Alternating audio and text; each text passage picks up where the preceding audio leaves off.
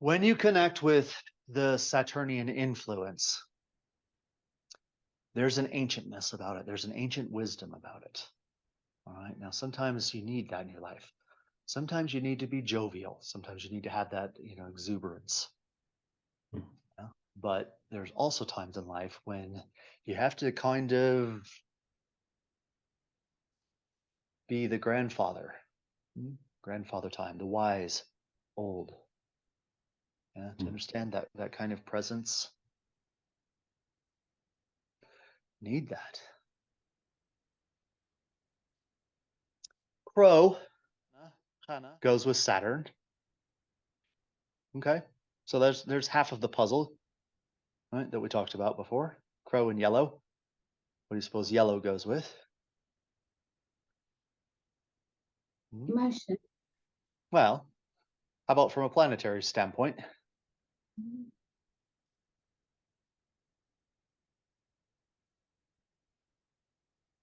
Sun. Yellow and blue make green. So those are the opposites. Sol and Saturn. Now, I have a curiosity for you. Why do you suppose the ancients used to call Saturn the better sun? There was a time when,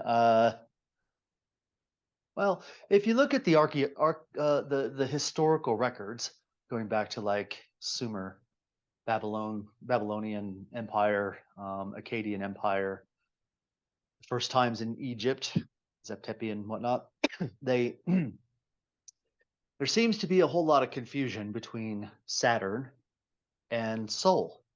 It's like they couldn't tell which was which. How do you explain that? When you say they couldn't tell which was which, do you mean where those influences were coming from? Well, apparently, astronomically, they couldn't even tell the difference. If you read the texts, astronomically, they didn't seem to be able to tell the difference, except for one was hot and one was soothing, right? They talked about a time in the past when what they called the golden era, the golden age, whatever you want to say, in that regard, where it was Saturn that was the sun, right? And then this interloper came along, Sol, that's hot and bright, and then everything kind of changed for humanity. I won't explain it. I'm going to leave it as a puzzle, because if you connect with Saturn, you'll understand. You'll be able to go back into the antiquity and you'll understand, you'll know. So anytime you want to know about something ancient or prehistoric, you want Saturn in your corner. It's not all to do with things like death and decay and whatnot. It's that antiquities aspect. What else goes with Saturn?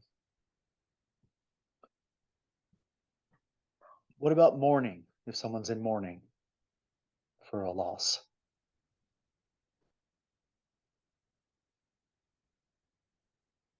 Yes, mourning does go with it, okay? Yeah. It's got to keep putting words out there so that you begin to understand or get the flavor of what Saturn is. Constriction can go with Saturn. Do understand in this, by the way, that the symbol is never as great as the whole, okay? Do you understand? Like, you can say it's time, or you can use a clock as an analogy for it, but it won't ever encompass all of what Saturn is. This is why we keep having to kind of throw words at it to get in the ballpark of it. But yeah, constriction would be a word that goes with it. Somberness, seriousness, artfulness. Artfulness, does that surprise you? Yeah? Artistic, artful. Would it also be artfulness in the way of knowing what to bring into play to get a... Yeah, because of the wisdom aspect of it. Yeah. Saturn has a very deep wisdom aspect to it, as you would expect from the Ancient of Days. Yeah. Yeah.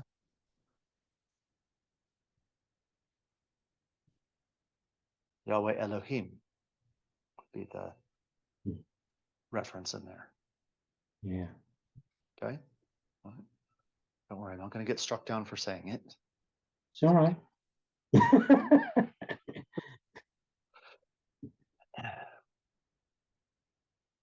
Spiders, bats, crows,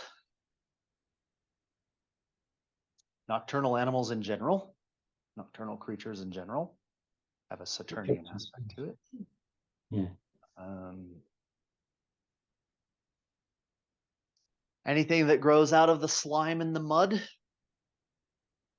like what's it called when like fungus, mushrooms, would be Saturnian.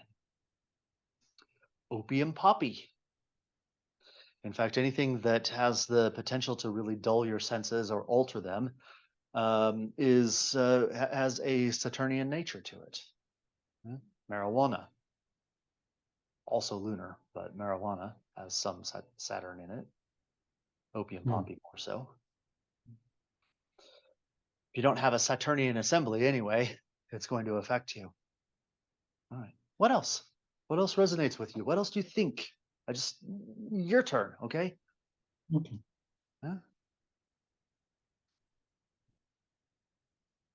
I found a bit of music that goes with it. Do you want to hear the music? Yeah.